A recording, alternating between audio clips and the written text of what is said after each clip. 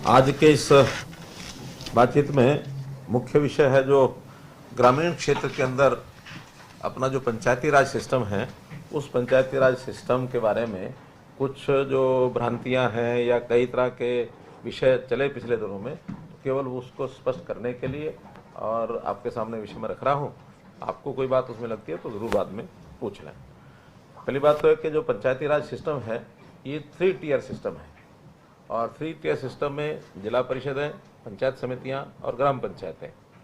कहीं एक मैसेज ये जाता है कि पंचायती राज में केवल पंचायतें ही आती हैं और पंचायतों में भी केवल सरपंच राज जो होता है वही होता है। तो पहली बात तो ये 3 टियर है। दूसरा, ये सरपंच राज के बजाय पंचायती राज, इस पर चलने का एक सिस्टम, क्योंकि हम इनको अधिक से अधिक ताकतें नीचे ग्राउंड लेवल पर दें, उसके लिए पिछले कुछ सालों से लगातार प्रयत्न कर रहे हैं। जैसा इंटर डिस्ट्रिक्ट काउंसिल के माध्यम से, जिला परिषद के सीओज के माध्यम से, सीओज की नियुक्ति भी हमने आकर की थी, पहले कोई सीओज की नियुक्ति नहीं होती थी, अब सीओज को भी लगाया गया है। और जिला परिषदों को उनको अलग से इंजीनियरिंग डिपार्टमेंट भी उनके लिए खड़ा किया जा रहा है, उनकी कैपेसिटी बिल्डिंग भी कराई जा रही है।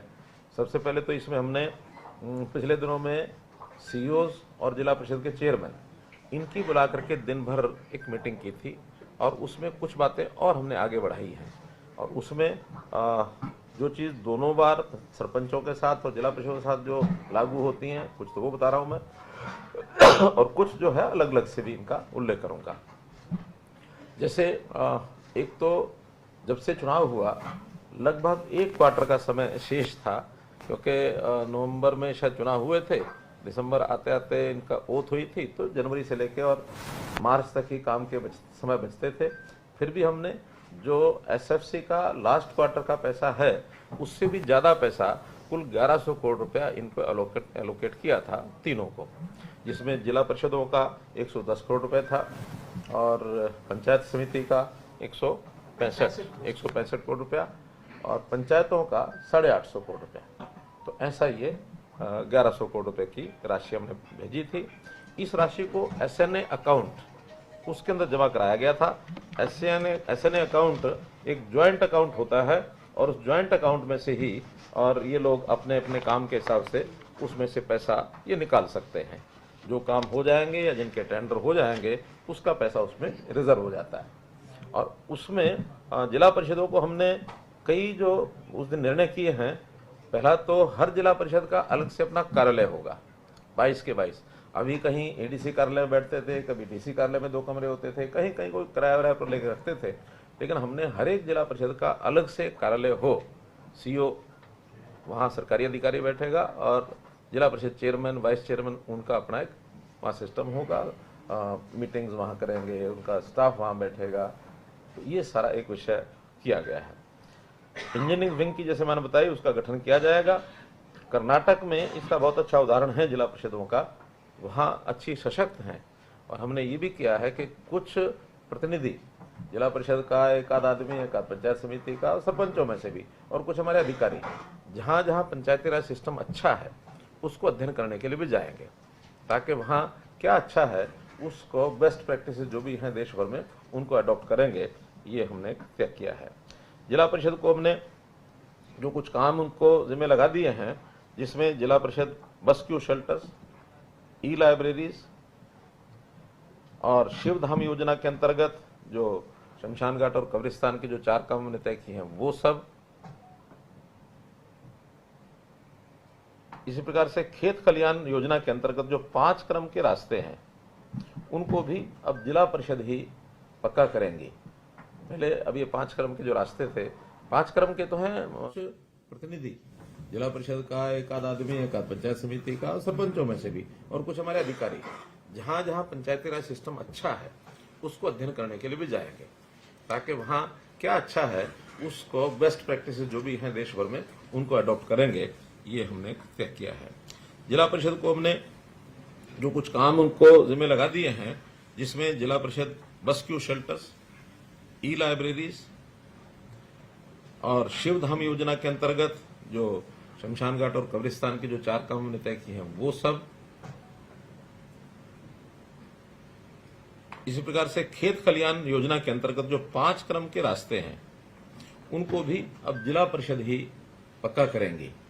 पहले अब ये 5 क्रम के जो रास्ते थे, 5 क्रम के तो हैं मार्केटिंग बोर्ड के, 4 क्रम या इससे नीचे के ये जिला परिषद करेंगी।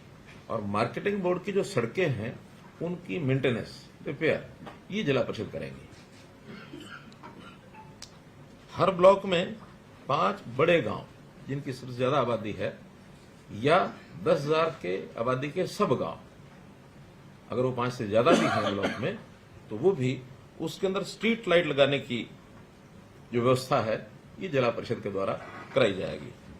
ग्रामीण क्षेत्र में पीएचसी, स्कूल मरम्मत का कार्य ये भी जिला परिषदें करेंगी।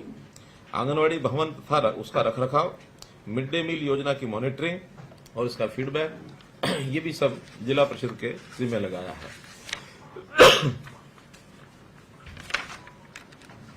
स्वच्छता अभियान के अंतर्गत भी जैसे शहरों में म्यूनिसिपैलिटीज कराती हैं, वैसे जिला परिषद घर घर कूड़ा एकत्र करने की प्रक्रिया वो भी उनके माध्यम से शुरू कराई जाएगी। सॉलिड वेस्ट मैनेजमेंट के तहत बायोडिग्रेडेबल, नॉन बायोडिग्रेडेबल कूड़े को जो अलग अलग उसका निष्पादन करना है, सेग्रीगेशन करना है, वो भी उनके द्वारा कराया जाएगा।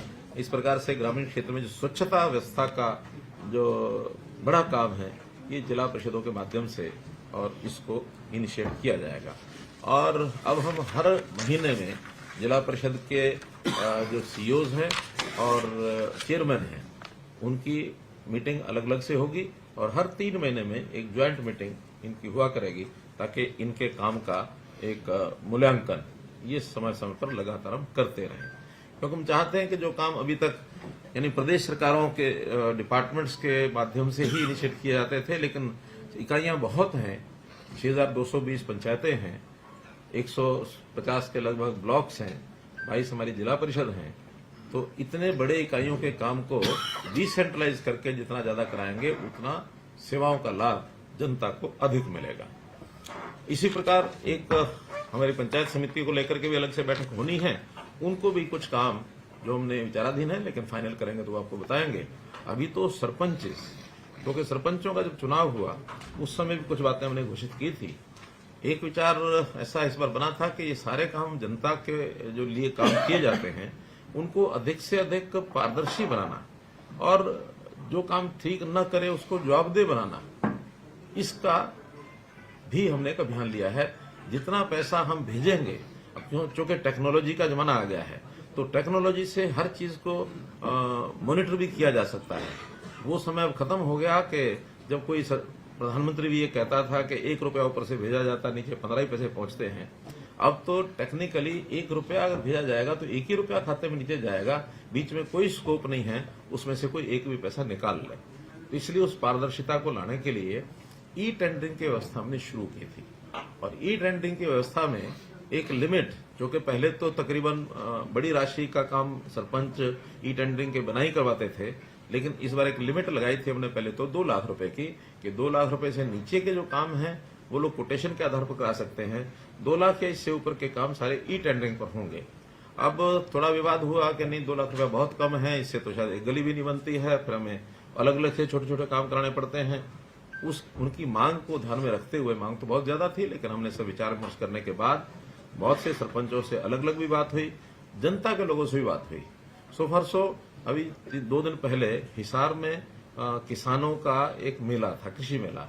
कृषि मेला में लगभग 10,000 से ऊपर संख्या थी जहां मेरा संबोधन हुआ और मैंने खुल करके पूछा, मैंने कहा ये ई टेंडरिंग के विषय में हमको जो हमारा स्टैंड है ठीक है कि नहीं है। तो सब ने हाथ खड़े करके और खूब तालियां बजाकर कहा कि ये बहुत अच्छा स्टेप है, इससे भ्रष्टाचार भी रुकेगा, पारदर्शिता भी होगी, काम करने वाले लोगों को, नए लोगों को भरने का भी अवसर मिलेगा, वरना तो वही फिर अपने अपने लोग और घूम घाम के उन्हीं को काम मिलता वही करते हैं, दूसरे नए आदमी को आने का अवसर मिलता नहीं है। तो ई टेंडरिंग के कई फायदे हमारे हैं। तो उसमें से मैं ये तो नहीं कह सकता कि हर एक सरपंच मान गया होगा, लेकिन अधिकांश सरपंचों ने हमारी बात मान करके और काम कराने शुरू कर दिए हैं। हमने इसमें थोड़ा उनकी डिमांड को ध्यान में रखते हुए अभी निर्णय लिया है कि ये 2 लाख की बजाय इस लिमिट को हम 5 लाख रुपया कर रहे हैं और 5 लाख रुपए तक के काम वो कोटेशन के आधार पर करेंगे। 5 लाख से ऊपर के काम सभी ई टेंडरिंग से होंगे। हाँ, 5 लाख तक के काम जो हमारी बातचीत तो सारे प्रतिनिधिमंडल से हुई है, उन्होंने उसको स्वीकार किया कि जो भी कोटेशन का काम होगा, लिमिट चाहे कुछ भी होगी, लेकिन उसका ऑडिट ये जरूर होगा। और ऑडिट का सिस्टम भी अब जिसको कहना चाहिए कि ऑनलाइन प्रणाली से ही होगा। ऑनलाइन प्रणाली से ही उसके जो एस्टीमेट हैं वो तैयार किए जाएंगे, ऑनलाइन उसकी एमबी भरनी होगी, बिल भी अपलोड होंगे, भुगतान जो है वो भी एक कॉमन पोर्टल से होगा। विषय आएगा रेट का। रेट्स दो प्रकार के ये प्रचलित हैं। एक है HSR rates, Haryana scheduled rates, दूसरे हैं डीसी रेट्स। लोकल लेवल पर डीसी रेट शायद इसीलिए बनाए गए हैं कि हर जिले में इस प्रकार की चीजों के रेट थोड़ा डिफर करते हैं। चाहे रेत का रेट है, चाहे ईंटों का रेट है, चाहे मानो टाइल्स का रेट है, क्योंकि जो बल्कि मटेरियल होता है उस रेट को वहां के लोकल परिस्थिति के हिसाब से रखना पड़ता है। उसका फ्रेट कितना लगता है, कितनी दूर से लाना पड़ता है, इसलिए एक ही रेट नहीं रखा जा सकता। जहां ईंटें बनती हैं वहां थोड़ी सस्ती मिलेंगी, जहां ईंटें बनती ही नहीं है, दूर से आती हैं, तो स्वाभाविक है ईंट के रेट से एक बहुत बड़ा प्रतिशत उसका फ्रेट में जाएगा। यही स्थिति मिट्टी की, रेत की, इंटरलॉकिंग टाइल्स की, कभी कभी मजदूरी भी अलग अलग होती है। कुछ स्थानों पर मजदूरी सस्ती होती है, कहीं कहीं एनसीआर एरिया में मजदूर महंगा मिलता है, तो उन रेट्स का थोड़ा डिफरेंस ये हमेशा रहता रहा है। इसमें अब उनकी मांग क्या थी कि इन रेट्स को रियल लेवल पर लाया जाए जो मार्केट रेट है। हमने निर्णय करके उनको बता दिया है कि कुछ आइटम्स, खास करके जैसे इंटरलॉकिंग आइटम्स हैं या ईंटें हैं, जो एक स्टैंडर्ड कुछ तय किया जा सकता है उसका, इसका रेट कंट्रैक्ट करेंगे हर जिले का। ब्लॉक का है, जिले का सर, जिले का है सर। उससे ब्लॉक लेवल पे अगर कोई वेरिएशन आती है तो कैप्चर करते हैं, बट ये डीसी रेट जो ब्लॉक लेवल पे करते हैं, इंटरलॉकिंग का जो रेट कॉन्ट्रैक्ट करेंगे वो डिस्ट्रिक्ट लेवल पर ही रेट कॉन्ट्रैक्ट होगा। उस रेट से सस्ता कोई लेना चाहे लेके लगा सकता है। क्वालिटी जो तय होगी, उसका पैरामीटर तय होगा, वही ली जाएगी। लेकिन अगर कोई व्यक्ति किसी व्यक्ति से कुछ नेगोशिएशन करके सस्ता भी लेना चाहता तो ले सकता है, लेकिन मैक्सिमम रेट वही होगा जो रेट कॉन्ट्रैक्ट होगा। रेट कॉन्ट्रैक्ट में जो पार्टीज टेंडर करेंगी, जो उसमें पार्टिसिपेट करेंगी और रेट मैचिंग जो करेंगी L1 को, उनको सबको सप्लाई करने का अवसर दिया जाएगा। किसी से भी मटेरियल जो है वो लिया जा सकता है। फिर इसकी जो गुणवत्ता की जांच करने के लिए सोशल ऑडिट सिस्टम, इसको हम स्थापित कर रहे हैं। अगले 6 महीने के अंदर इसका विधिवत एक सिस्टम बन जाएगा। वही गांव के प्रमुख लोगों की टीम बनेगी, वही उसका ऑडिट करेंगी, जिसके अंदर कुछ रिटायर्ड लोग होंगे, कुछ पूर्व जनप्रतिनिधि होंगे, जो एक सहमति के आधार पर ग्राम सभा को भी बताया जाएगा। उसमें भी अगर कोई गलत आदमी आया तो उसको बाहर करके ग्राम सभा की जो बैठक है उसके अंदर उसको सैंक्शन कराएंगे। ये आपकी यहाँ की सोशल ऑडिट टीम है। तो ऐसे सोशल ऑडिट के माध्यम से भी जांच की जाएगी। और एक हमने क्वालिटी एश्योरेंस अथॉरिटी ये बनाने का भी शुरू कर दिया है, बहुत जल्दी नोटिफाई हो जाएगी। छोटे बड़े प्रदेश में जो भी काम है, सबकी क्वालिटी को एक प्रकार से उसको सुनिश्चित करने के लिए ये जो क्वालिटी असेसमेंट अथॉरिटी होगी, ये अपना मैकेनिज्म खड़ा करेंगे। कहीं भी चलते हुए काम में भी वो चेक करेंगे। चलते हुए काम के बाद, यानी पूरा होने के बाद भी शिकायत मिलती है तो ये क्वालिटी एश्योरेंस अथॉरिटी उसकी जांच करेगी। नहीं, ये तो सबके लिए, पूरे प्रदेश में क्वालिटी एश्योरेंस अथॉरिटी हर सिविल वर्क के लिए, वो पंचायती पर भी लागू होगा, बाकी भी लागू होगा। और ये जो 5 लाख रुपए की राशि की लिमिट बनाई है नेगोशिएशन की, इसमें चाहे वो 5 लाख या 5 लाख से कम के काम हो, क्योंकि जरूरी नहीं कि हर काम 5 लाख का होगा, 2 लाख के भी होंगे, 3 के भी हो, 1 का भी होगा। तो ऐसे कोटेशन के आधारित कुल जो काम है उसकी मैक्सिमम लिमिट तो 25 लाख है बड़ी पंचायतों के लिए, लेकिन जो छोटी पंचायतें हैं उसका 1/3 से ज्यादा ये उसमें से नहीं करा पाएंगे। मानो कुल मिलाकर के है ही 50 लाख रुपया किसी पंचायत के पास, तो 17 लाख रुपए के काम वो उसमें से कोटेशन पर करा पाएंगे, बाकी काम ई टेंडरिंग से ही कराएंगे। तो ऐसे इसमें कोई और नया कोई सुझाव आएगा। मानो बहुत छोटी पंचायतें भी कहीं कहीं हैं, है ही 5-7 लाख रुपया साल का जाता। मानो 1000 की आबादी होगी तो उसमें 1000 की आबादी में 2000 के हिसाब से कितना हुआ, 20 लाख। हाँ, तो 1000 की आबादी में 20 लाख रुपया जाएगा। तो उनके काम भी उतने छोटे छोटे उतने ही होंगे। अगर वहां बड़े काम का स्कोप नहीं होगा तो छोटे काम का दोबारा से में सोच सकते हैं। लेकिन अभी पहले चरण में हमने ये सोचा कि कोटेशन के काम जो हैं वो मैक्सिमम तो 25 लाख, लेकिन 1/3 से ज्यादा नहीं सालाना। मतलब 75 लाख है तो 25 बन गया, अगर हाँ। 20 है तो फिर वो 7 1 की सादा। अगर 75 लाख से ऊपर भी किसी गांव का अलॉटमेंट है तो 25 लाख का काम करा सकता है।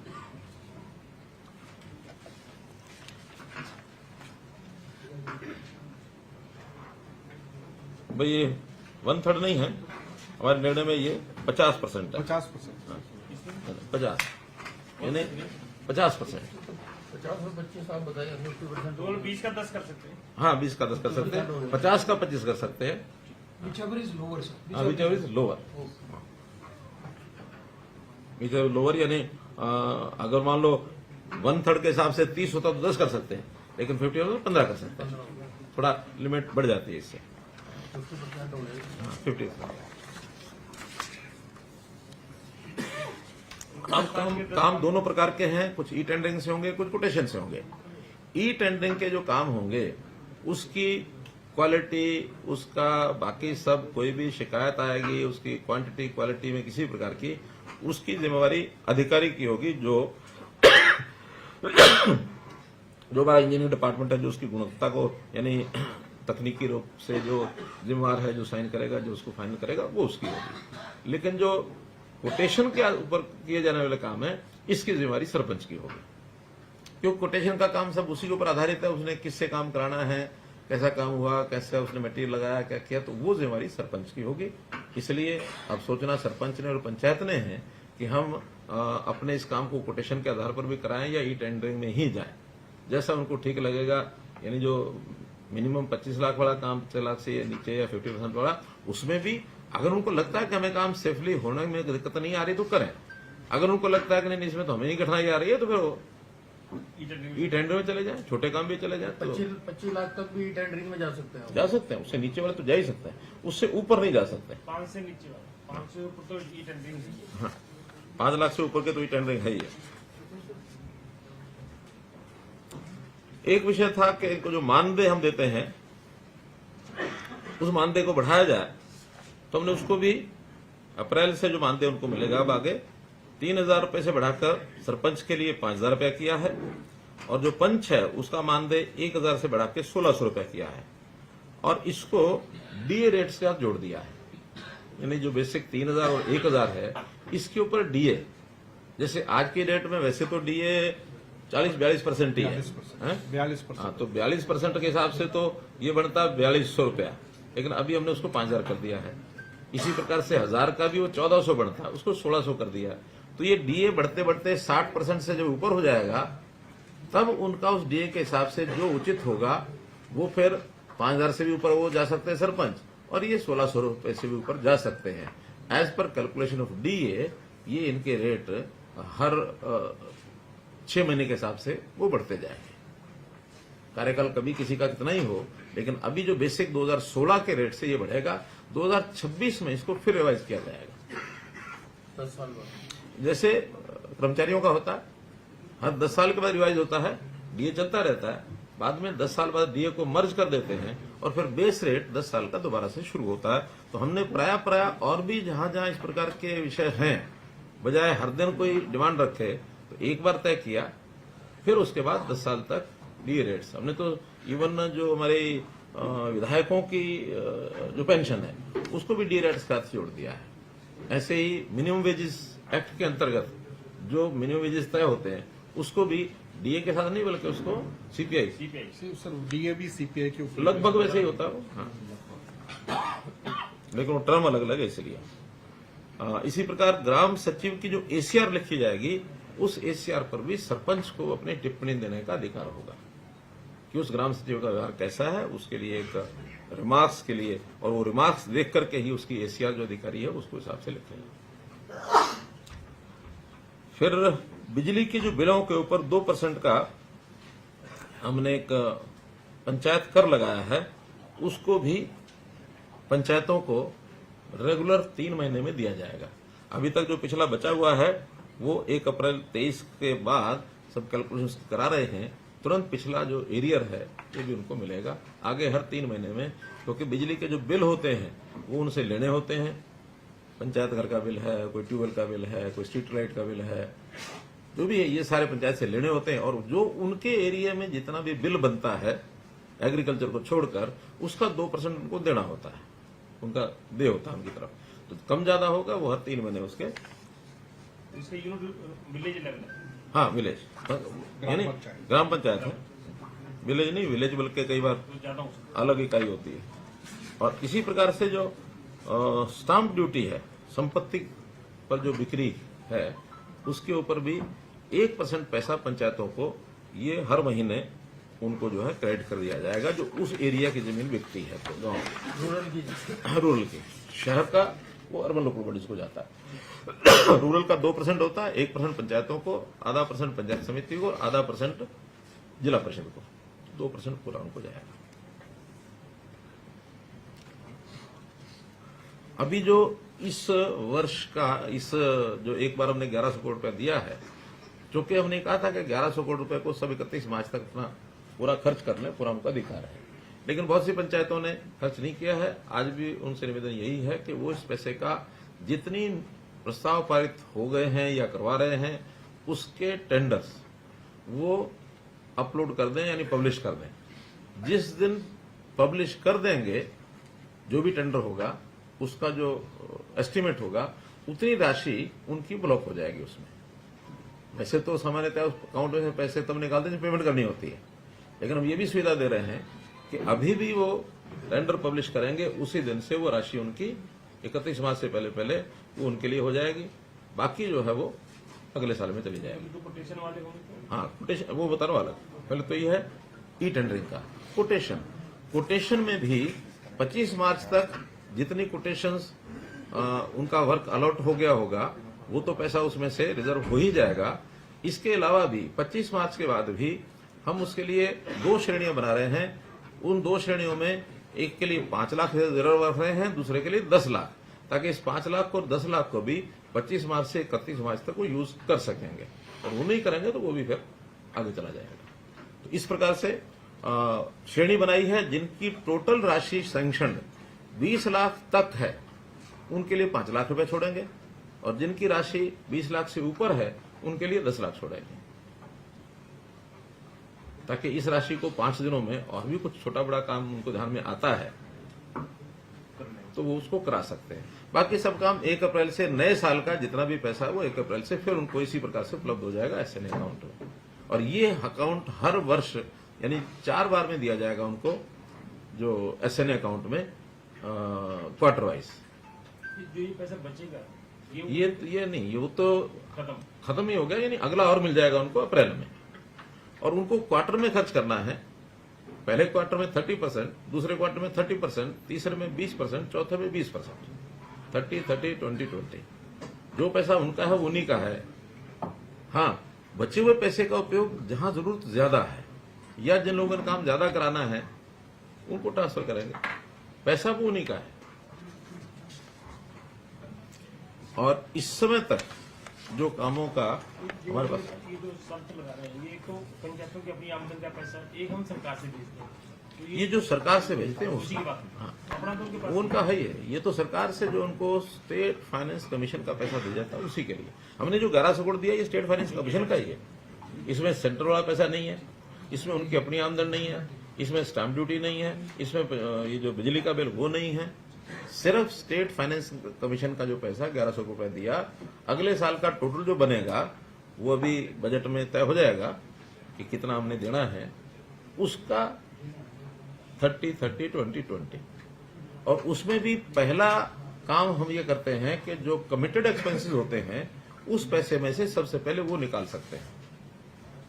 सैलरी है, कोई इंटरेस्ट देना किसी चीज का, कोई किराया देना है, या बिजली का पैसा आया कम है देना ज्यादा है वो दिया जा सकता है। तो जो कमिटेड एक्सपेंस देना हो तो देना ही है। विकास के काम के लिए जो बाकी बचा पैसा उसको वो यूज करेंगे। अभी तक जो स्टेटस है, कुल 6220 पंचायतें हैं, 217 हैं जो चुनी गई थी, 3 पंचायतों का चुनाव नहीं हुआ था, तो 6217 में अभी तक 5048 पंचायतों ने प्रस्ताव पारित किए हैं। 1169 पंचायतें ही ऐसी हैं जिन्होंने भी कोई प्रस्ताव पारित नहीं किया, और इसमें 2 लाख से नीचे के, 2 लाख के ऊपर के, कुछ पंचायतों ने दोनों किए हैं, 2 लाख नीचे ऊपर दोनों। वैसे कुल काम 9418 काम हैं जो आज की डेट तक प्रस्ताव पारित हो चुके हैं। राशि का इसमें अभी मेरे पास नहीं आया है, लेकिन 1100 पंचायतें हैं 6217 नहीं जिनने नहीं दिया। प्रस्ताव डालें। जिन्होंने प्रस्ताव डाले हैं 5048। सर इसकी एस्टिमेट बनती है प्रस्ताव के बाद। हाँ, पहले प्रस्ताव पास होता है, फिर उसका एस्टीमेट बनता है। एस्टीमेट के बाद फिर एडमिनिस्ट्रेटिव अप्रूवल होता है। अब तो 1500 ही बच गई, मतलब जिन्होंने 1100 को चाहिए 1169 हैं जिन्होंने अभी प्रस्ताव डाला नहीं है। लेकिन चूंकि अभी तक कुछ लोग हो सकता है इस निर्णय के इंतजार में हो, कितना होगा कितना नहीं होगा। आज निर्णय कर दिया है, अब इसके बाद भी अभी 14 दिन का समय और 15 दिन का समय शेष है। आज 15 तारीख ही है, 15 है, तो आज 16 दिन अभी शेष हैं। इसमें भी ये लोग डाल सकते हैं, तो इसके लिए इनका आह्वान है कि इसको डालना ही चाहिए। तो इस प्रकार से ये सारा विषय हुआ है। आज की डेट में जो एक प्रस्ताव जो अपलोड हुए हैं उसका भी एक आंकड़ा हमारे पास था।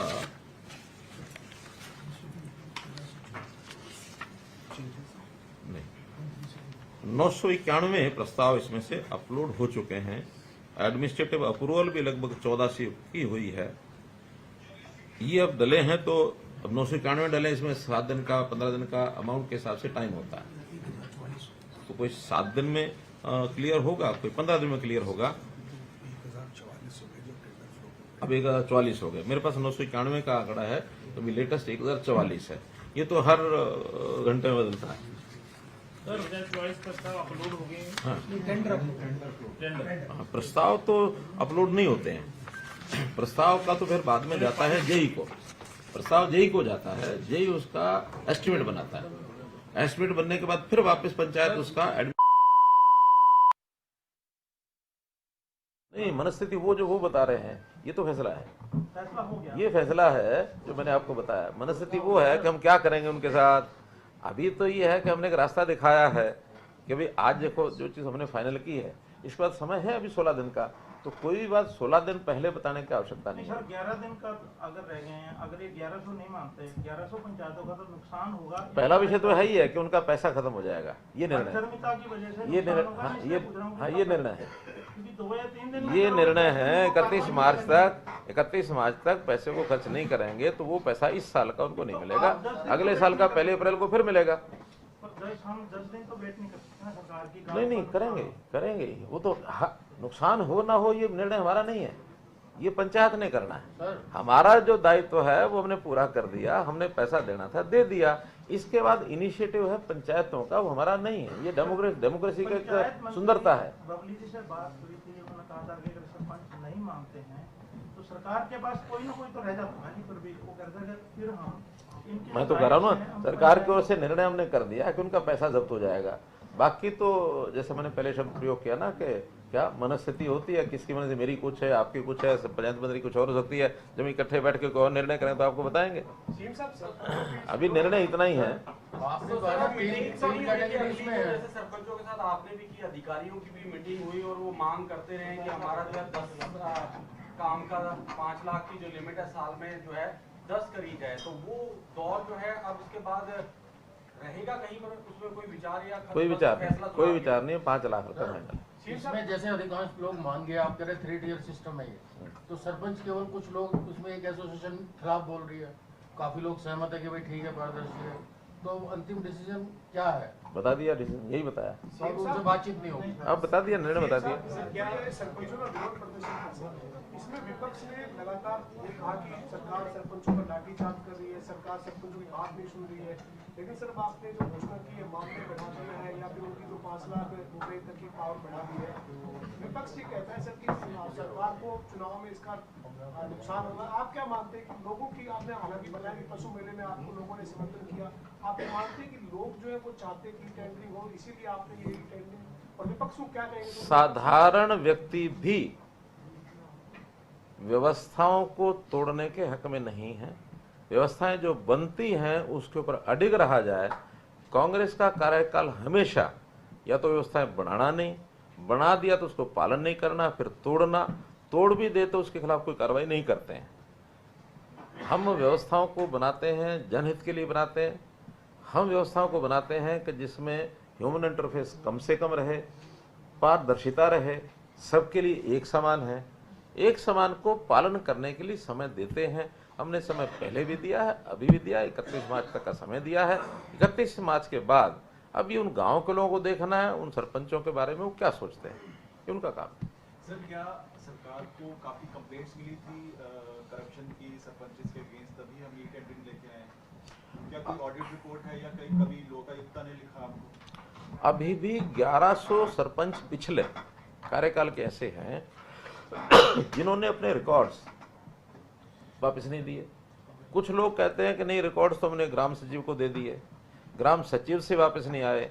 उसकी अब एक इंक्वायरी चल रही है कि वो किसके पास है। हाँ, ये शिकायतें ज़रूर मिली हैं, किसी ने अपना बस्ता पानी में डाल दिया तालाब में कि जी गिर गया चलते हुए, किसी ने कहा जी मेरे तो ऑफिस में आग लग गई, वो जल गया। तो रिस्पांसिबिलिटी तो फिक्स होगी ना, होगी ना, क्यों नहीं होगी? क्यों? रिस्पॉन्सिबिलिटी तो हर चीज़ की है। ये पब्लिक का फंड है, एक्सचेकर का हिसाब किताब एक एक पैसे का ये हर किसी को देना होता है जो भी पब्लिक के काम में लगा होता है। सरपंच हमारे एक प्रकार से पब्लिक के प्रति उत्तरदायी लोग हैं। हाँ, जब उनके साथ मिलकर के एडमिनिस्ट्रेशन के जो लोग काम करेंगे तो जिम्मेदारी एडमिनिस्ट्रेशन के लोगों की आती है।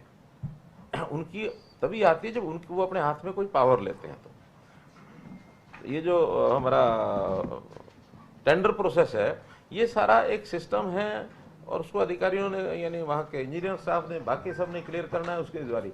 लेकिन जब कोटेशन पर काम करेंगे तो कोटेशन में अधिकारियों का रोल नहीं होता। तो मुख्यमंत्री प्रेस कॉन्फ्रेंस कर रहे हैं। चंडीगढ़ से बड़ी खबर, टेंडरिंग को लेकर मुख्यमंत्री मनोहर लाल ने बड़ा बयान दिया है। पूरा प्रोसेस समझाते हुए नजर आए मुख्यमंत्री। उन्होंने कहा है कि 2 लाख से लिमिट बढ़ाकर 5 लाख रुपए कर दी गई है। बड़ा ऐलान मुख्यमंत्री ने किया है। और बड़ी खबर आपको बता दें कि अब 5 लाख से ऊपर के काम ई टेंडरिंग से होंगे।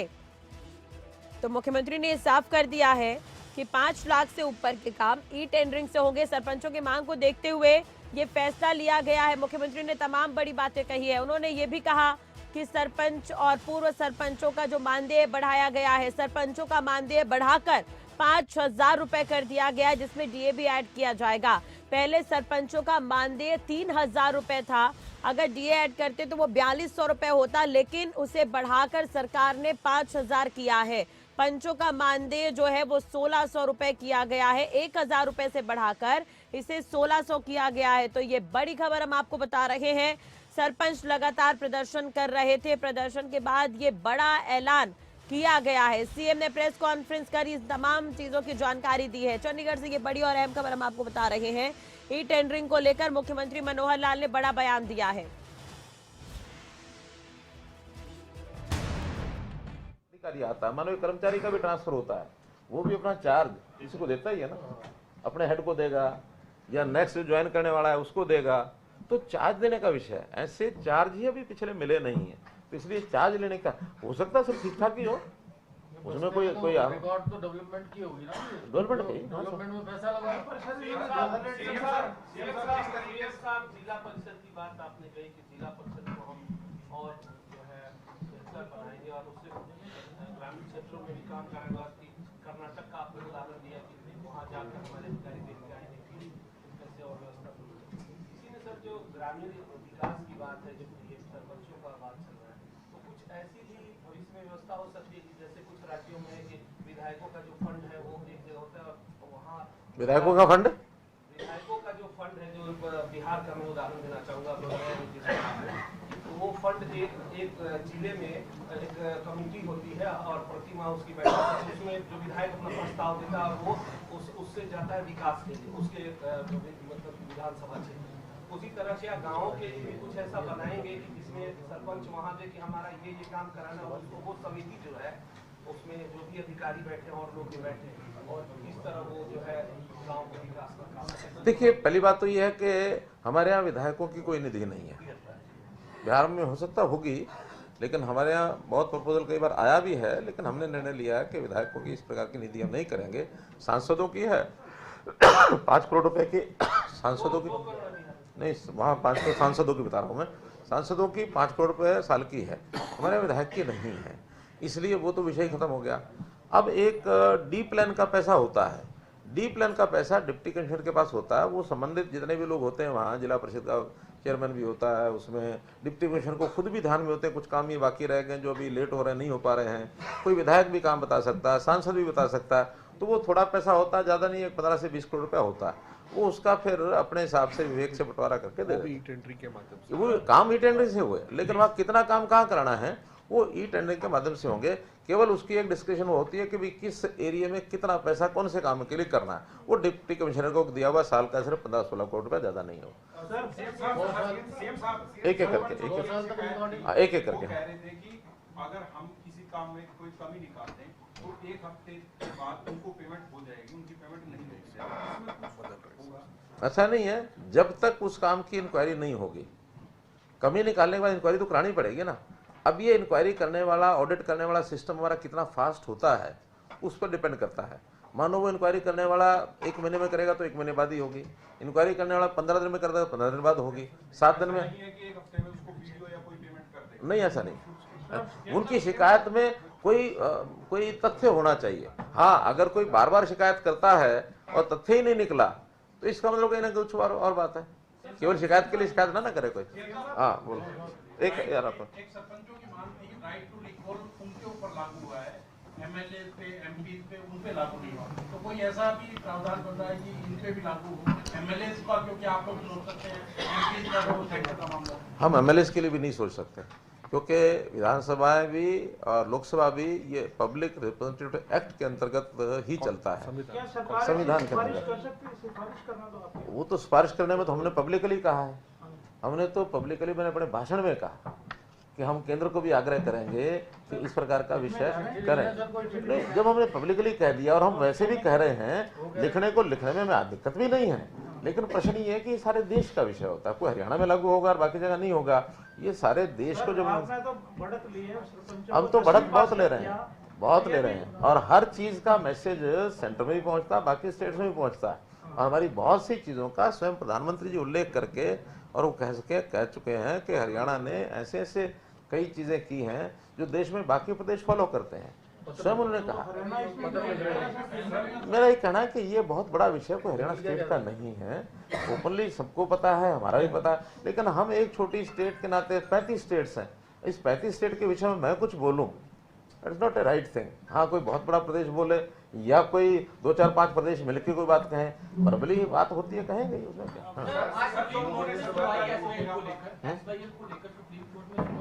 ये पिछला विषय हो गया सारा। एक मिनट, आप कह रहे हैं 4-5 स्टेट मिलके गए तो आप योगी जी या और स्टेट से बात करेंगे? नहीं, मुझे करने की जरूरत नहीं है ना, वो तो हम मिलते ही रहते हैं। जो कोई बात आएगी कहीं से इनिशिएटिव आए तो सही ना। ये दिनेंद्र पब्ली जी ने कहा था कि बहुत सारे सरपंचों के खिलाफ मेरे पास बहुत शिकायतें पड़ी हैं, अगर जांच कराए तो जेल में जाएंगे। तो मैं जानना चाह रहा हूँ सरपंचों की हैं कितनी शिकायतें, ये या वो ऐसी डराए जा रहे हैं? एक परिवार का मामला है, परिवार में चीजें बिना किसी विवाद के हल हो जाए तो ज्यादा अच्छी होती हैं। कि पंचायतें भी, सारा प्रदेश भी एक परिवार है, बहुत बड़ा एक अमला है। हाँ, कोई चीज एक सीमा से आगे जाती है तो कोई उसको छोड़ता नहीं है। विद इन सीमा जैसे विवाद है कि इतना कला कर दें, कम कर दें, ज्यादा कर दें, बढ़ा दें। आपका तो जीरो टॉलरेंस की पॉलिसी है, क्या सरपंचों कोई ऐसी गंभीर शिकायत आएगी तो जांच कराएंगे। कोई शिकायत सरपंचों मेरे पास नहीं है, उनके पास आइए तो देख लेंगे। विधानसभा का घेराव करने का 17 तारीख का कार्यक्रम लोकतंत्र है, लोकतंत्र है। मैंने अपनी ओर से जो कुछ करना था आज कह दिया। जो उनकी डिमांड है, मांग है, वो मैंने अपनी ओर से कह दी। इसके बाद भी कुछ करेंगे तो अब सर मेरा एक सवाल था। सरपंचों का कहना है कि एमपी के अंदर भी बीजेपी की सरकार है, वहाँ पर जो उनकी पावर्स है वो 25 लाख तक की गई है। आपने भी जिक्र किया कि हमारी टीमें जो है वो दूसरे स्टेट्स में जाएंगी और वहाँ पे अध्ययन करेगी क्या सिस्टम है, किस तरीके से काम करते हैं। लेकिन यहाँ पे उल्टा हो रहा है, 20 लाख से हमारी पावर जो है वो 2 लाख तक सीमित कर दी गई है। सरपंचों पर सरकार जो है भरोसा जताए और ऐसी कोई स्थिति हमने अपने सरपंचों से पूछा है कि ई टेंडरिंग में और कोटेशन में दिक्कत क्या है और उसमें क्या प्रभाव पड़ेगा, जरा ई टेंडरिंग के क्या क्या कठिनाइयां हैं वो हमें बता दें, हम उसको दूर करने के लिए तैयार हैं। ये तो ठीक है, एक आपस में बैठ के बातचीत हुई। हमारी तो मानस आज भी 2 ही लाख था, लेकिन उनके कहने पर, आग्रह करने पर 2 से 5 किया है। लेकिन इसका विवेचन करना पड़ेगा कि भी इस कोटेशन में और ई टेंडरिंग में अंतर क्या होता है, किसमें लाभ है, किसमें पारदर्शिता है, किसमें जनता प्रसन्न है, किसमें हर स्टेट का अपना अपना विषय हो सकता है। इस विषय पर मध्य प्रदेश ने सोचा कि नहीं सोचा, हमने तो खूब सोचा, खूब सोच के हमें लगा कि ई टेंडरिंग ज्यादा फायदेमंद है। अगर मतलब फिर भी आप हाइपोथेटिक कहेंगे, ये बताएं कि अगर 150, 200, 300 जो पंचायतें हैं 31 मार्च तक भी प्रस्ताव नहीं देती हैं, तो उनके खिलाफ सरकार क्या कार्रवाई कर सकती है? देखिए, मैं इतना भविष्यवक्ता भी नहीं हूं और भविष्य की बातें इस प्रकार की हालात लग रहे हैं। नहीं, कोई हालत नहीं है। मुझे हालात ये लग रहे हैं कि सब लोग जो है इस बात को मान करके आगे बढ़ेंगे। आपको अपने हालत लग रहे हैं, मुझे अपने लग रहे हैं। मैं कहता हूँ सब इस लाइन पर आकर गांव के लोगों को नाराज नहीं करेंगे, मुझे ये पता है। मैं सरपंचों को यही कहूंगा कि गांव के लोगों के हित में, अपनी जनता के हित में काम कराने के लिए आगे बढ़े। कोई कठिनाई आए, उस कठिनाई को दूर करने के लिए हमेशा तैयार है। Just a minute. बातचीत की सरपंचों से, और आज आपने जो घोषणा की है, लगभग इन बातों पर, इन पॉइंट पर आपने उनको कन्विंस करने की कोशिश की। आपको लगता है कि इस पूरे मामले में कुछ लोग ऐसे हैं जो विपक्षी दलों के इशारे पर राजनीति कर रहे हैं? देखिए, राजनीति सब जगह होती है और एक सामान्य नियम बता रहा हूँ आपको कि जब भी कभी चुनाव नजदीक होते हैं, लगभग 1.5 साल 2 साल पहले इस प्रकार के विषय आया ही करते हैं। SYL का मुद्दे पे आज जो है सुप्रीम कोर्ट में सुनवाई है सर, उसके बारे में आप क्या कहना चाहते हैं? क्योंकि मुख्यमंत्री पंजाब पहले से ना कह चुके हैं इसके ऊपर। सर, आपने अभी 1,85,000 करोड़ रुपए का बजट पेश किया, विधायकों ने उसका आकलन किया, 2 दिन बाद विधानसभा शुरू है, तो विधायकों की क्या रिपोर्ट आई और क्या बजट प्रावधानों में किसी तरह का कोई बदलाव संभव है सर? देखिए, विधायकों की क्या रिपोर्ट है ये तो अभी उन्होंने विधानसभा में दी होगी, मेरे पास तो रिपोर्ट आई नहीं है। और ये समितियां विधानसभा की होती हैं, सरकार की नहीं होती हैं। और विधानसभा की समितियों का जो भी रिपोर्ट होती है वो ब्रीफ में रखें, पूरा रखें, उसका सार रखें, तो वो वहाँ रखेंगे। और उसमें प्रावधान यही होता है कि जो बजट के फिगर्स होते हैं वो चेंज नहीं होते हैं। उसमें तो अगर छोटा मोटा अगर विषय चेंज करने का स्कोप होता है, मानो हमने किसी डिपार्टमेंट के 6,100 करोड़ रुपए रखे हैं, तो 6,100 करोड़ रुपए में आगे नीचे हेड्स होते हैं कि किस मद पर कितना खर्च करना है।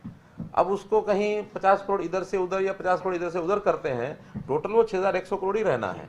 इसलिए हेड्स, जो ब्रॉडर हेड्स, जो मेजर हेड्स हैं, वो चेंज नहीं होते, उसका पैसा भी चेंज नहीं होता। वो तो एक रिसीट एंड आउटगोइंग जो एक्सपेंडिचर है वो दोनों तरफ बराबर होता है। कल से पहले कुछ आप बोलना चाहेंगे, विधानसभा में बोलेंगे? सब विधानसभा। पत्र शुरू किया था हरियाणा सरकार ने और विपक्षी काफी आलोचना भी की विपक्ष की ओर से, लेकिन उत्तर प्रदेश राज्य बड़ा है देश का, वो भी शुरू कर रहे हैं परिवार पहचान पत्र हरियाणा के लिए। आपका प्रश्न क्या उत्तर प्रदेश क्यों कर रहा है? और तो मैं तो कह रहा हूँ, आपने अपनी बात का जवाब अपने दे दिया। हाँ, अब आ जाओ, देखिए बहुत हो गया, अब अगला विषय बदलते हैं। हाँ चलो चलो, हाँ दे रहा हूँ। नहीं, इसीलिए मैं इसको नवेट। हाँ, का बयान आया है कि चुनाव में बीजेपी को अकेले जाना चाहिए, गठबंधन के रास्ते नहीं जाना चाहिए। देखिए, सबके, मैं तो सबके अपने अपने मत हैं, अपना अपना मनोभाव है, उन्होंने प्रकट किया, अच्छी बात है, करना चाहिए, कोई दिक्कत नहीं, मनोभाव प्रकट करना चाहिए। लेकिन ये तो बाद में जिन्होंने निर्णय करना है वो बैठ करके निर्णय करेंगे आपस में। SYL इससे अलग है जी। नहीं, सरपंच नहीं करेंगे, उसका एक कानून बनेगा, उसके एक पैरामीटर्स तय होंगे, उसमें कैटेगरीज तय होंगी, उन कैटेगरीज का फिर एक चयन करके सूची वहाँ लोकल लेवल पर वहाँ से सुझाव आएंगे, उस कानून के हिसाब से किसको फाइनल करने का अधिकार देंगे, वो बनेगा कानून। फिर बाद में हाँ, उसमें नीचे लेवल पर ग्राम सभा की राय जरूर ली जाएगी। नहीं, उसमें तो कहाँ विषय आ गया, कोई विषय ही नहीं। हाँ, अब आगे चलें। दिल्ली NCR रीजन में सरकार ने 10 और 15 साल पुराने व्हीकल्स को हटाने को लेकर एक नोटिफिकेशन जारी किया है। मेरा सवाल सर, एक जो व्यक्तिगत जो व्हीकल है, जो डोमेस्टिक हम पर्सनल यूज के लिए जो करते हैं, उन व्हीकल्स को क्या सर कोई राहत देने को कोई तैयारी है सरकार? ऐसा है कि इसमें, हाँ बताइए। हर आदमी की सर आर्थिक स्थिति वैसी नहीं है कि वो 10 साल के बाद जो है व्हीकल खरीद सके, तो ऐसी स्थिति में क्या आपको यूज करके क्या उसको राहत दी जा सकती है आम आदमी? ऐसा कि ये चीज़ें ये जो हमारे सस्टेनेबल डेवलपमेंट गोल्स हैं वो 2030 तक के हमने भी डिक्लेयर किए हैं, वर्ल्ड वाइड ये चीज़ें चल रही हैं। उसमें से कुछ ऐसी बॉडीज़ हैं जिनके जिम्मे ये काम है कि कैसे कंट्रोल करना है। इसमें एनजीटी जो है सबसे बड़ा एक ट्रिब्यूनल है कि पर्यावरण को कैसे सुरक्षित रखना, पोल्यूशन को कैसे ख़त्म करना, उनके कुछ नियम हैं, उन्होंने कुछ निर्णय दिए हुए हैं। उन निर्णयों के हिसाब से हमें भी एक्ट पर करना पड़ता है क्योंकि वो कॉन्स्टिट्यूशनल बॉडीज़ हैं।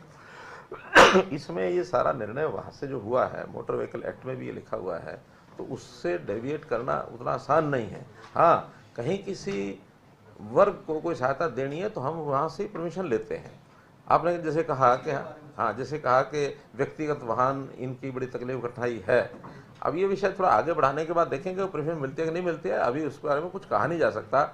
एक हमने ज़रूर कराया है कि ट्रैक्टर्स जो हैं 10 साल के 15 साल के होने के बाद, क्योंकि वो खेत में काम करने वाला ट्रैक्टर का अभी ऐसा मामला नहीं है कि उसको हम उसी में ले आए साथ, उसके लिए हमने शायद सर 2025 तक की रियायत दे दी है उसके ट्रैक्टर्स की, लेकिन 25 के बाद वो भी नहीं है, उसमें भी अभी 2.5 साल ही बाकी हैं। तो इसलिए उस समय उनको भी कुछ उसमें करना ही पड़ेगा। लेकिन प्रदूषण बढ़े ये किसी के लिए हितकर नहीं है। हम व्यक्तिगत किसी एक आदमी के लाभ के लिए सोच सकते हैं कि उसका 10-20 हज़ार रुपये बच जाएगा, वाहन अगर नया नहीं लेगा तो पुराना में काम चला लेगा, लेकिन उसका प्रदूषण फिटनेस में अगर ठीक है, एक सुझाव आया है, देखेंगे। हाँ, अब आ जाओ विषय एसवाइएल। बहुत देर हो गई इंतजार करने वालों को। मित्रों मैं इस विषय पर एक बार नहीं कई बार बोल चुका हूँ, और हमारे जो काउंटर पार्ट अपने चीफ मिनिस्टर पंजाब वो भी उसी लाइन पर बोल चुके हैं, उसमें कोई नई बात अभी नहीं आई है। उनका अपना एक स्टैंड है, हमारा अपना स्टैंड है। हमारा स्टैंड सुप्रीम कोर्ट के निर्णय के हिसाब से है। सुप्रीम कोर्ट के निर्णय ने कहा कि हाँ एसवाइएल हरियाणा के लिए बननी है। उन्होंने ये भी नहीं कहा बननी चाहिए, उनका निर्णय है कि बननी है। अब बननी है तो वो सुप्रीम कोर्ट में एग्जीक्यूशन के लिए एक सिस्टम होता है। आप में से कोई लीगल सिस्टम को जानता हो तो पता है कि एग्जीक्यूशन के लिए एक निर्णय लेना होता है। एग्जीक्यूशन के निर्णय के लिए और वो केस लगा हुआ है, उसमें बार बार सुप्रीम कोर्ट ने ये कहा कि आप लोग आपस में बैठ के अमिकेबल कोई रास्ता निकालें। 3 मीटिंग हमारी उनके निर्देश के बाद हुई। तीनों मीटिंग में वही क्या कहते हैं प्रणाल लाओ थे वही का वही। तो अल्टीमेटली हमने भी सुप्रीम कोर्ट को लिख के दे दिया, उन्होंने भी हो सकता है लिख के दिया होगा। अब जो तारीख है उस तारीख में सुप्रीम कोर्ट को निर्णय करना है। हाँ आज है तो वो निर्णय करना है। मैं अपेक्षा करता हूं कि सुप्रीम कोर्ट जिस प्रकार का निर्णय उन्होंने दिया हुआ है उसके एग्जीक्यूशन के लिए कोई भी एक पहल करके जैसा वो निर्देश देंगे वैसे उस निर्देश पर, चाहे वो पंजाब सरकार को निर्देश दें, चाहे सेंट्रल गवर्नमेंट को दें, हमें दें, सब को सुप्रीम कोर्ट के निर्णय को मानना ही होगा। सर एक और सवाल है धरना प्रदर्शनों को लेके। जैसे चंडीगढ़ और पंचकुला की सीमा है, मेन हरियाणा का बॉर्डर है। चंडीगढ़ एडमिनिस्ट्रेशन ने सेक्टर 25 को धरना प्रदर्शन के लिए फिक्स किया हुआ है, वो आगे नहीं आने देते क्योंकि ले दे के वहाँ से भी 5 लोगों का डेलीगेशन आपको मिलाने लाते हैं, किसी अधिकारी को लाते हैं। पंचकुला में ऐसी जगह क्यों नहीं तय की जाती है? क्योंकि हजारों, मेरे ख्याल 20-30 या 50 हज़ार वाहन अप डाउन करते हैं कि ये जो एक बंद कर देते हैं रास्ता, उसकी वजह से बड़ी प्रॉब्लम आती है। इनका कोई जगह ऐसा फिक्स की जाए घर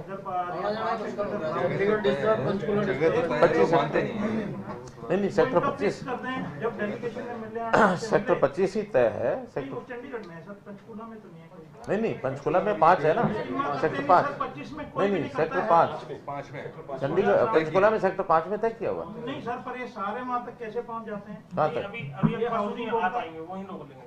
ये पुल पहले यहाँ तक ले आते को आने देती थी। अरे हाउसिंग बोर्ड चौक तक बॉर्डर तक आ जाते हैं। हाई कोर्ट में निर्देश आ गए। हाई कोर्ट सर, एक सवाल है सर, बहुत सारे सवाल है सर। मनवीर का इधर अच्छा मेरा जवाब तो वाले ने तो भैया नहीं है, नहीं तो तय कर रखा 5 ही तय कर रखा। यूपी ने पीपीपी अडॉप्ट किया, फॉलो किया। ऐसे कौन से फीचर्स थे परिवार पहचान पत्र के जो यूपी को बड़े अट्रैक्टिव लगे, और क्या उन्होंने अपने हरियाणा में जो स्टडी वगैरह कंडक्ट की, क्या ये थोड़ी सी देखिए सारे देश में इस बात की चर्चा है और 7-8 प्रदेशों ने हमारे से जानकारियां ली हैं। यहाँ प्रेजेंटेशन लेने के लिए उनके अधिकारी आए हैं। एक प्रेजेंटेशन में तो महाराष्ट्र के लोग थे, मैं स्वयं वहाँ था, मैं भी था, तो सब जगह के लोग बात कर रहे हैं। इवन प्रधानमंत्री जी ने भी कहा, ऐसी जो हमारी सामूहिक मीटिंग होती है कि आप लोग इसको अध्ययन करिए, इसको लागू करिए। अब अध्ययन करने के बाद उनको अच्छा क्या लगा ये तो कम से कम वो बताएंगे। तो आपको क्या अच्छा लगा? मुझे सब कुछ अच्छा लगा। मैं तो इस चीज के लिए, जैसे कहते हैं ना, this is one of the projects which is very close to my heart. CM ji programme भी आज यूपी ने लॉन्च कर दिया। अच्छा, कल ही उत्तराखंड की टीम आई। उत्तराखंड तो बता रहे हैं, कल उत्तराखंड की टीम भी आई थी। हाँ हाँ, प्रधानमंत्री की सुरक्षा में जो चूक पिछले साल जब पंजाब दौरा हुआ था, उसमें सर राजगिरी है 9 लोगों को पंजाब में सर, तो इस तरह की जो घटनाएं देश के सम्मान की बात है, क्या कहेंगे सर? देखिए, प्रधानमंत्री जी के सुरक्षा में ये जो चूक है बहुत गंभीर मामला है, और इस विषय में जो भी कोई इंक्वायरी करने के लिए जो टीम बनाई गई थी, उन्होंने जो 9 लोगों को इसके लिए, हाँ, जो 9 लोगों को इसके लिए जिम्मेवार ठहराया है, उनके खिलाफ कार्रवाई होगी, निश्चित ही होनी चाहिए। क्यों नहीं होनी चाहिए? देश की, यानी प्रधानमंत्री की सुरक्षा का मतलब नहीं होता, एक प्रधानमंत्री एक इंस्टीट्यूशन है, और उस इंस्टीट्यूशन पर इस प्रकार का खतरा, चाहे कोई भी कॉन्स्टिट्यूशनल औहदे पर कोई व्यक्ति है, तो वो उसकी सुरक्षा स्टेट का दायित्व है। तो स्टेट के दायित्व के नाते वो पीछे हट नहीं सकते हैं। जिनके खिलाफ कार्रवाई होगी होगी। लास्ट, बस लास्ट, जस्ट लास्ट, एक मिनट है। रक्षा विश्वविद्यालय बनना था और संसद में भी मुद्दा उठा है कि हरियाणा सरकार केंद्र से पर्याप्त बातचीत नहीं कर रही है इस विश्वविद्यालय को लेकर। कहीं मेरा कहना है कि जब उसका शिलान्यास हुआ था, आज नहीं हुआ, वो 2006 में किया था। किन्होंने किया था मालूम है? मनमोहन सिंह जी ने 2006 से 14 तक सोए हुए थे क्या? आज उनको याद आ गया? पीछे कौन थे खड़े हो गए? हाँ, कांग्रेस का कहना है कि हम ओपीएस लागू करेंगे, एमएसपी लागू करेंगे और ई-टेंडरिंग को हम खत्म करेंगे। आप इलेक्शन के पहले इसको इतने जितने मुद्दे ये कह रहे हैं, जिनकी घोषणा कर रहे हैं, मैं कहता हूँ ये घोषणा करते रहे, ताकि जनता को ये पता लग जाए कि इनका हेतु क्या है, इनकी मंशा क्या है। जिन चीज़ों का लाभ जनता को हो रहा है, उन चीज़ों को खत्म करने की बात करेंगे। मुझे तो इसमें प्रसन्नता है कि वो करते रहें, क्योंकि उनकी नस नस में भ्रष्टाचार फैला हुआ है। और जो भ्रष्टाचार की बातें हैं, ये कहानियाँ जब उनको याद आती हैं, और वो जो अपने चहेतों को ये भ्रष्टाचार के रास्ते दिखा के जो कुछ करते थे, वो रास्ते सारे बंद हो गए। वो सारे बंद हो गए, तो आज हर बात में उनको वही कहानियाँ याद आती हैं। और आगे चल करके वो क्या करेंगे, ब्लूप्रिंट जनता के सामने रखेंगे, जनता उसको मानेगी तब ना, कुछ भी कहें। और अच्छा, इस प्रकार से अगर उखड़ते रहेंगे, कहते रहेंगे, को बौखलाहट तो बहुत बड़ी चीज़ होती है। बौखलाहट में जो कुछ वो कह रहे हैं, उसमें जनता सब समझ रही है। बहुत बहुत धन्यवाद।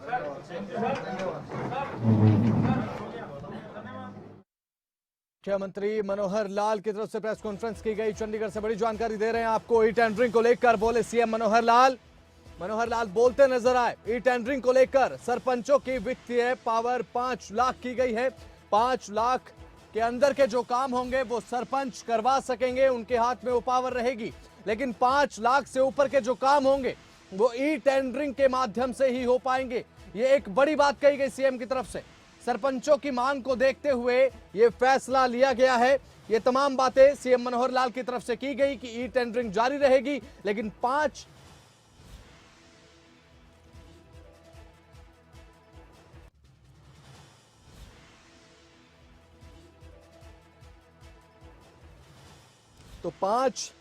लाख से जो ज्यादा के काम होने वाले हैं, उन्हें लेकर अब ई टेंडरिंग के माध्यम से ही आगे बढ़ा जाएगा। ये बात भी कही गई। और पंचों का जो मानदेय है वो 1600 रुपए किया गया है।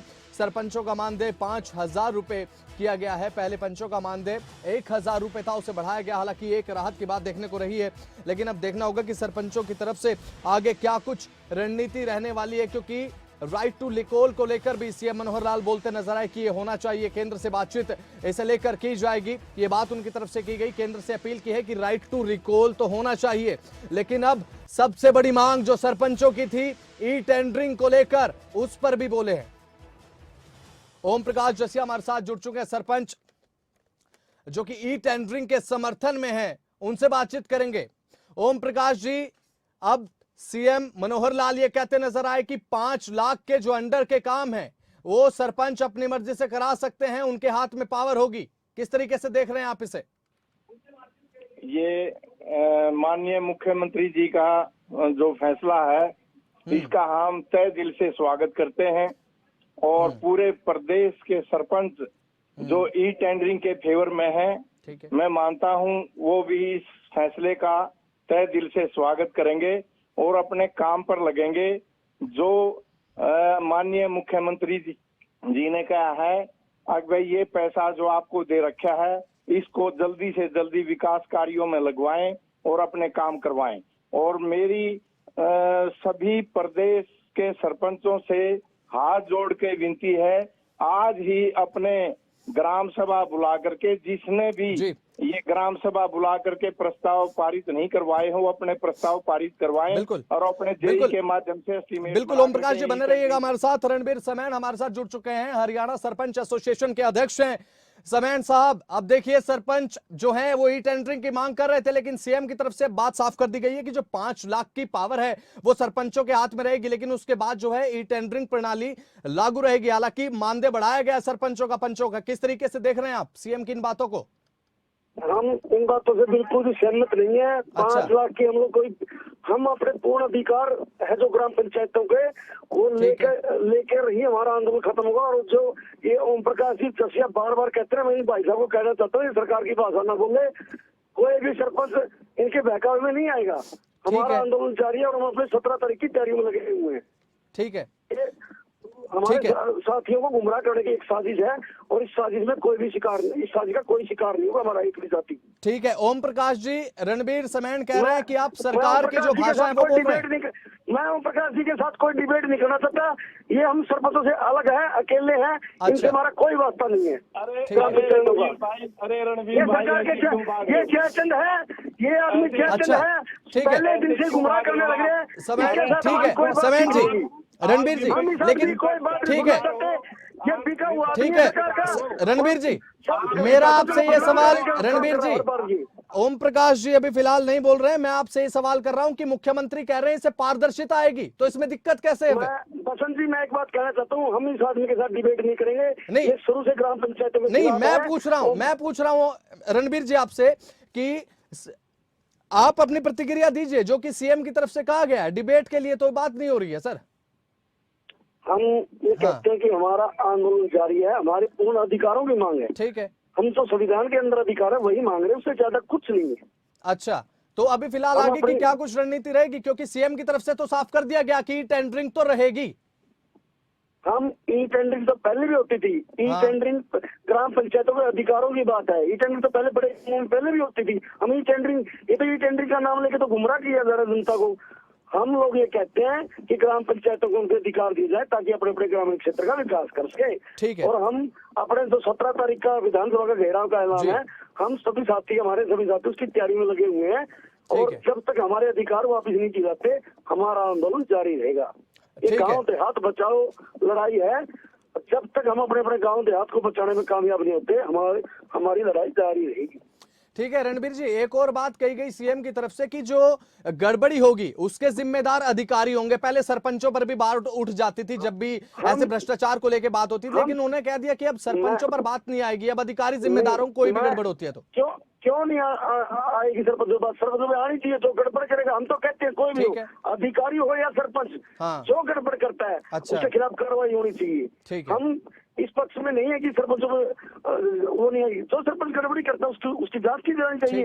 ये विकास का मुद्दा है ना कि सरपंच वो नहीं आएगी, अधिकारी भी आएगी, नहीं, इससे कोई गुमराह नहीं होगा। ठीक है, एक आखिरी प्रतिक्रिया रणबीर जी, 17 तारीख को विधानसभा घेराव आपकी तरफ से बात किया जाएगा, उसे लेकर क्या कुछ रणनीति है?